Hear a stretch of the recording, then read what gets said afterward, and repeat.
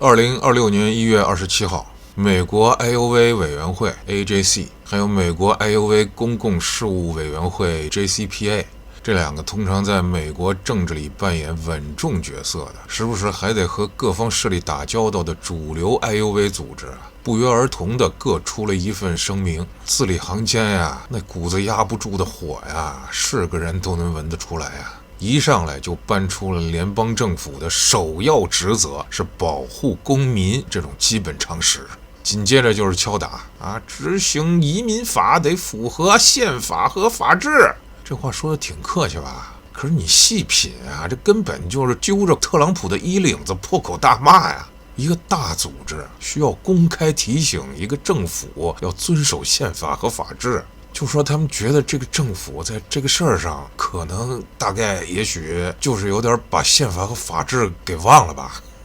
裡頭還有一句公共安全與公民自由不是相互競爭的價值觀，而是相互強化的價值觀。聽着像場面話可翻譯成人話就是你們別打着保護我們安全的旗號在街上瞎搞，把我們的公民自由還有我們公民的命給弄沒了。這整件事荒唐在哪兒呢？就是死的不是什麼非法移民是正儿八經的美國公民。這個叫亞歷克斯·普雷蒂的是個在退伍軍人醫院救死扶傷的 IOVE 重症監護護士。編劇都不敢這麼編呀！一個被部分 IOVE 保守派大力支持，對小以強硬政策頻頻點讚的政府班子，他麾下最犀利、被總統寄予厚望的移民執法利刃 ICE 邊境巡邏隊捅出的簍子，竟然濺了自家 IOV 公民一身血呀！這政治倫理錯位成什麼樣了？這算是哪門子的守護秩序啊？這秩序守護到最後，把本來應該被秩序保護的人給秩序沒了。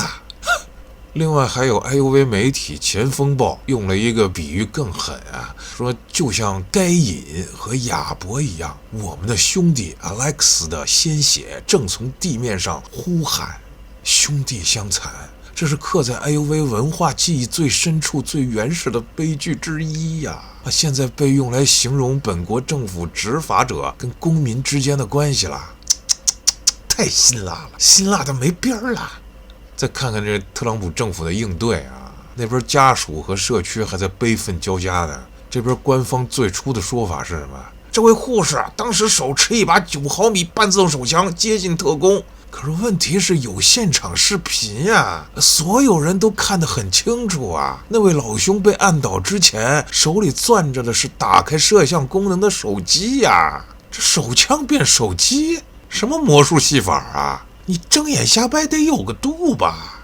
普雷蒂的家人直接罵這是令人作嘔的謊言。然後 AJC 聲明裡那句所有涉及此類武力的事件應迅速、公正且透明的調查，聽起來也就不再是泛泛而談了，是針對性的喊話呀！別玩花樣，我們要真相。你看一個旨在樹立法律威嚴的行動最先摧毀的恰恰是公眾對執法者言辭的基本信任。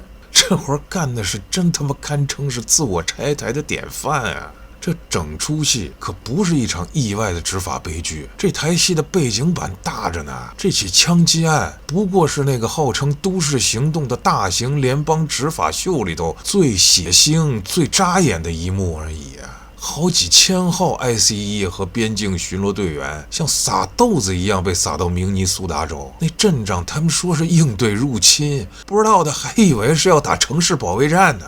那什麼司法部長帕姆邦迪還優雅地開出了一個條件，想要我們這些聯邦守護神撤走，結束這場混亂，可以請州長大人您乖乖交出本州的全部選民登記冊，外加呢所有領醫療補助和食品券的人的詳細數據。